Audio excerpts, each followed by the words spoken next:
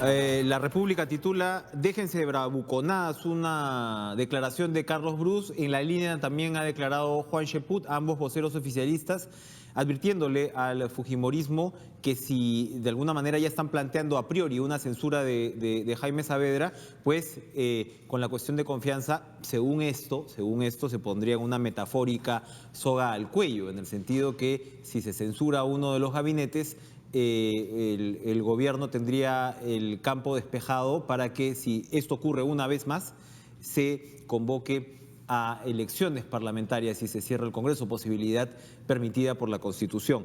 Hay opiniones en contra que incluso señalan que no se podría plantear una cuestión de confianza con estas características, y Jorge del Castillo, congresista aprista y conocedor, por supuesto, de la praxis parlamentaria, se encuentra con nosotros para ayudarnos primero a despejar ese tema que ya se va a vivir pues este miércoles en el Congreso. Jorge, ¿cómo estás? Gracias. Gracias por estar con nosotros. Encantado. ¿Qué cosa es posible en estas circunstancias? ¿El gobierno puede presentar una cuestión de confianza? ¿En qué momento, si es que es posible, tendría que presentarla? ¿Y cómo se desarrollaría este debate bajo ese marco?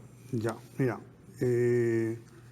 termina la interpelación, podría ingresar una moción de censura. Primero se interpela, ahí Primero se interpela. El Ejecutivo no puede decir nada. Hay tres opciones para poder ir a una censura: que se presente voluntariamente, ¿no?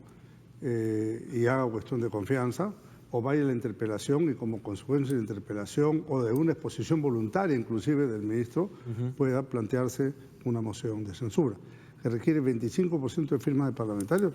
Si el grupo fujimorista quiere, lo tiene, ¿no es cierto?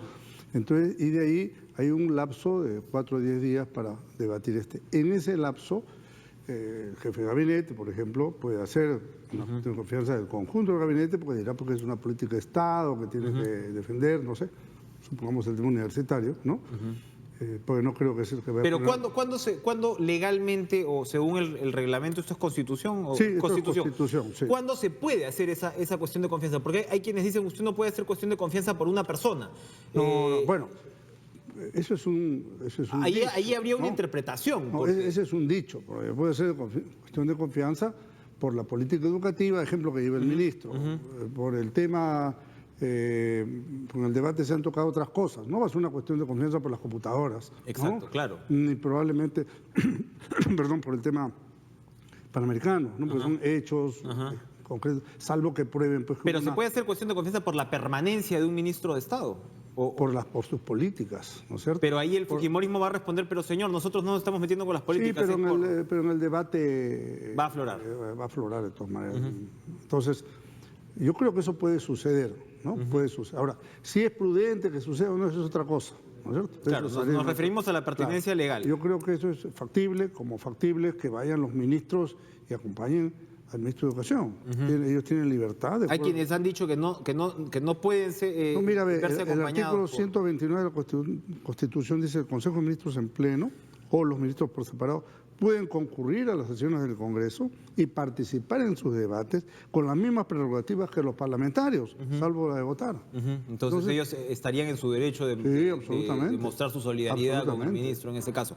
Ahora, eso es lo legal. Entonces usted nos dice que sí sería posible, habría que, ¿no? Hay un tema de interpretación, pero sería posible. En lo político, conversábamos la semana pasada con Daniel Salaverry, y ante la posibilidad de la cuestión de confianza, él dijo, y claro, es lo que ha ido escalando en los últimos días, que el fujimorismo decía: esperamos que no ocurra eso, ¿no? Porque pondría pues en una situación de confrontación extrema, y que el Ejecutivo, esta palabrita que se usa en los últimos días, pechar, ¿no? Estaría pechando al Congreso. Ahora, desde el lado del gobierno, la consideración, nos imaginamos, es: oigan, miren, a la hora de soltar al ministro de Defensa lo hemos soltado, ¿no?, sin ningún problema, pero aquí no vamos a dejar que nos censuren a un ministro por razones que consideramos pues subalternas o no directamente relacionadas con el trabajo en sí de Saavedra.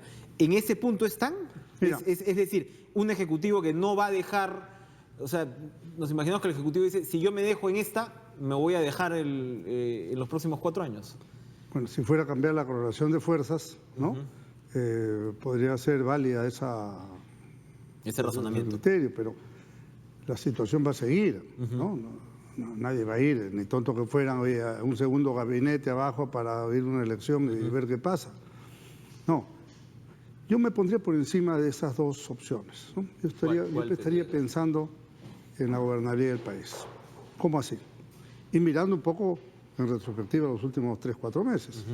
¿Qué ha pasado en estos últimos meses del 28 de julio para acá? Le han dado el voto de confianza al gabinete, con la más alta votación que haya podido soñar cualquier primer ministro. Le dieron las facultades delegadas, creo que fue en octubre, ¿no? En todos los temas que pidieron, con pequeñas, muy pequeñas modificaciones. Y tercero, le acaban de aprobar la ley de presupuesto. También con pocas modificaciones. Consensuadamente, ¿no? Entonces, yo creo que en los temas de fondo no hay queja, francamente, ¿no? Están discutiendo, están haciendo grima verbal, pero los temas de fondo están. Entonces, yo apostaría a mantener ese rango de estabilidad política, de gobernabilidad, porque finalmente es la única forma, entendiéndose Ejecutivo y la mayoría opositora del Congreso, es que uno puede llevar adelante. ¿Y esa estabilidad política pasaría por la renuncia de Saavedra? Bueno, si un ministro tiene que salir, por ejemplo, ¿no? Yo no veo que una política de Estado tenga que hacerse dependiente de una persona, por más correcta y honesta que pueda ser, ¿no?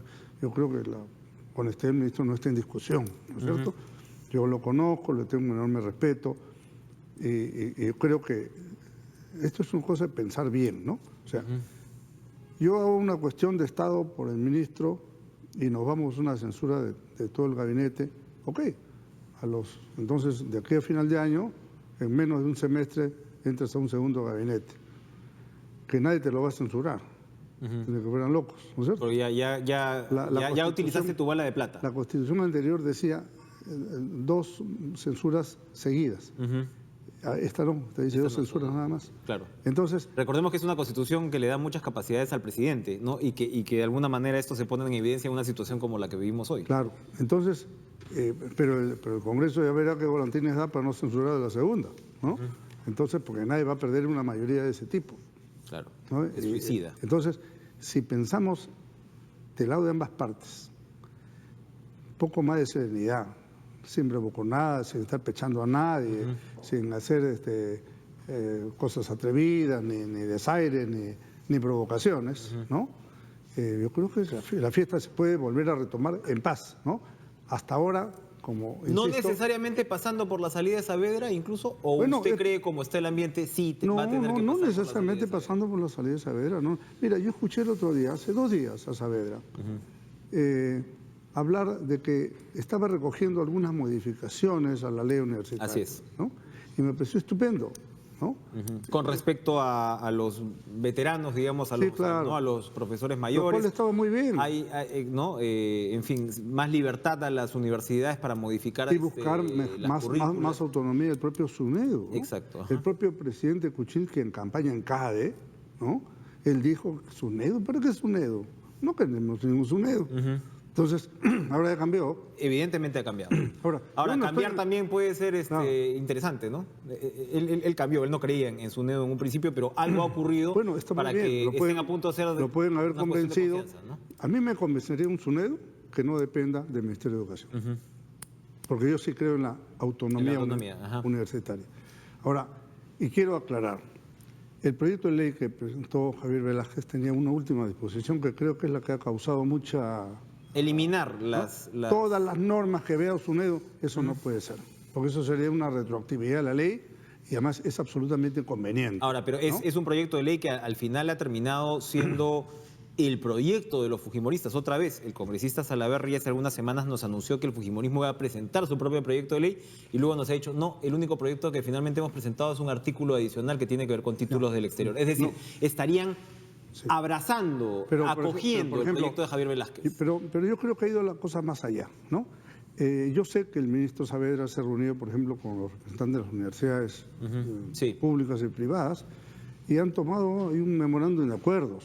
No está mal. No está mal. Entonces, por eso, si eso se lograra, sería... Pero, a ver, aquí, independientemente de las modificaciones que podrían lograrse, ¿no?, a SUNEDU hay quienes dicen que el proyecto de Velázquez, que es quien devuelve a los rectores a la vieja asamblea es que ya no puede, rectores. Porque si eliminamos el artículo, ya no cabe esa opción. Bien. Pero hay, según lo que se señala, 2 escenarios de posibles motivaciones políticas, sobre todo desde el fujimorismo, Claro, también hay un par de congresistas apristas, Javier Velázquez y Mauricio Mulder, que han sido muy entusiastas con la materia, pero dos escenarios.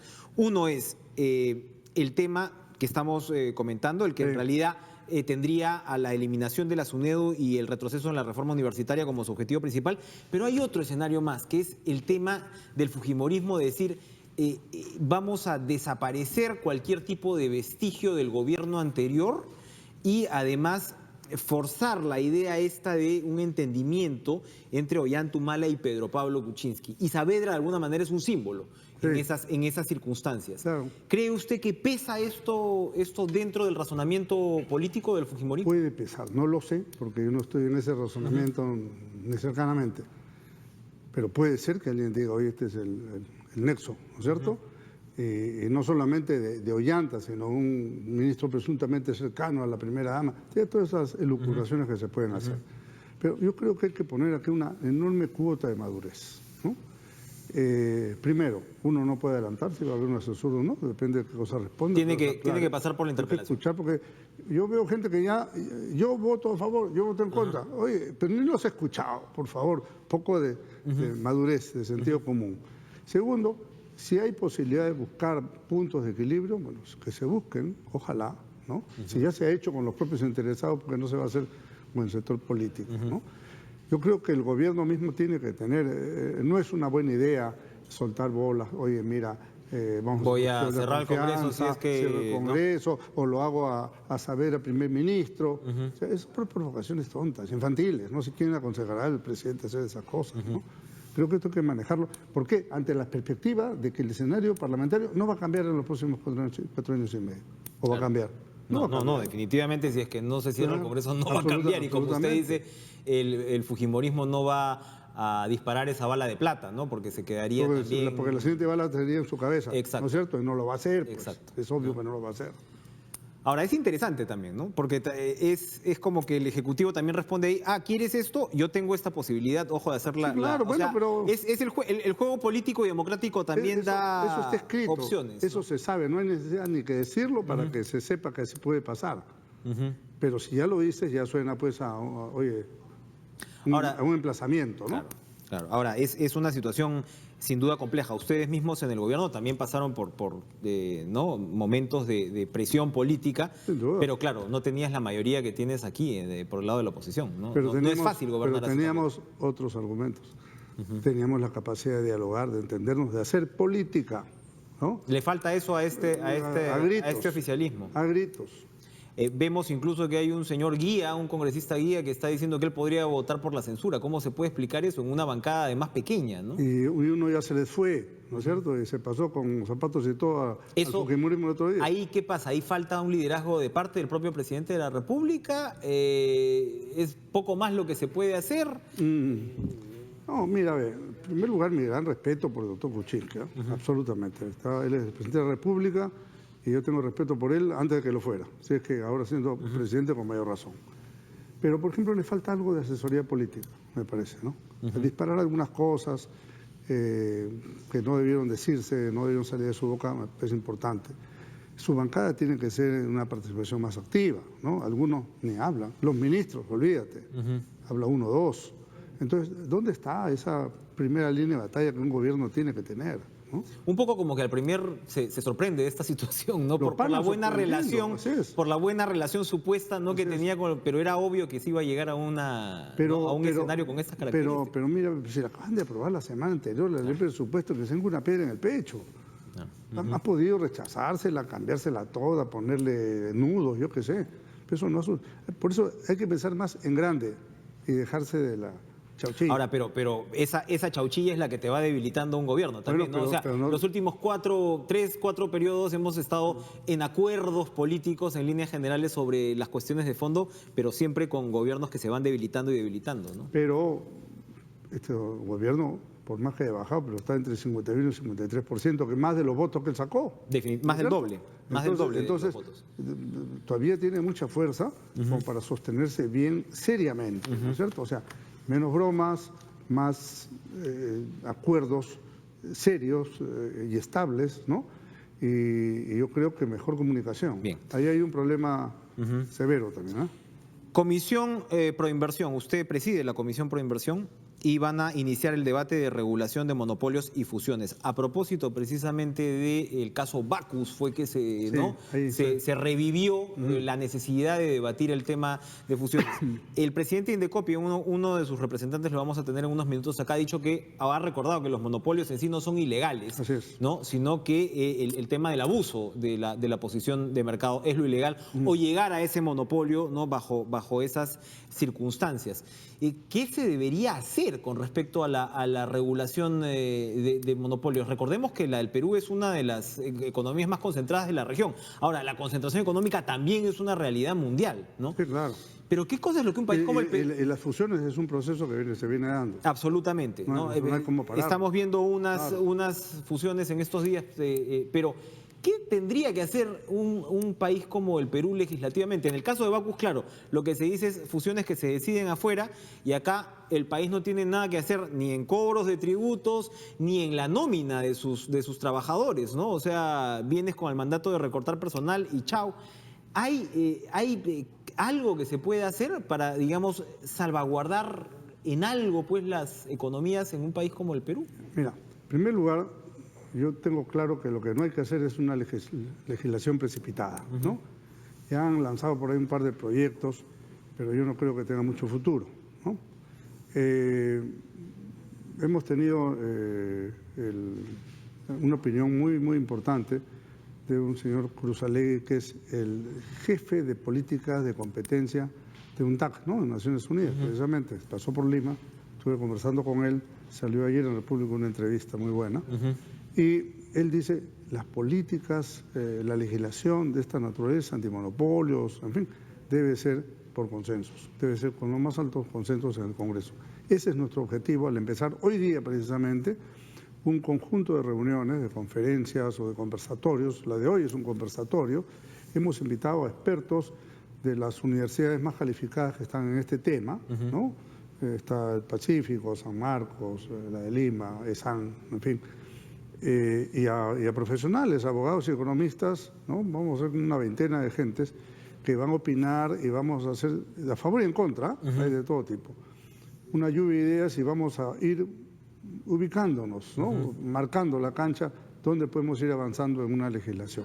Después vendrán otras reuniones de la gente del Estado propiamente dicha, aunque hoy día van a ir, el jefe de Indecopi debe ir, van a ir del MEF, ¿no? Después haremos de gente del Estado, después haremos de los empresarios, después haremos de los defensores de los usuarios y consumidores, para finalmente llegar a un proyecto de ley consensuado. Esa es la idea. Entonces, ahora, ¿qué es lo que pretendemos? Por ejemplo, en una fusión, ¿no? Claro, la fusión per se no está prohibida para nada, pero uno puede poner algunas regulaciones cuando viene la fusión, ¿no es cierto? Oye, mira, si tu plan es de despidos, si tú no le dices nada, van a despedir a 1000 al día siguiente. Es lo que podría pasar en Bacus ahorita mismo, ¿no es cierto? Pero si uno llega a un acuerdo, conversa, equilibra, puedes hacer un programa de retiro, cosas así, tarifas, calidad, precios, ¿no? Todo eso se tiene que ver. No puede seguir silvestre entonces esa situación. No. Además, la propia OECD recomienda que sea una legislación. ¿Hay un plazo?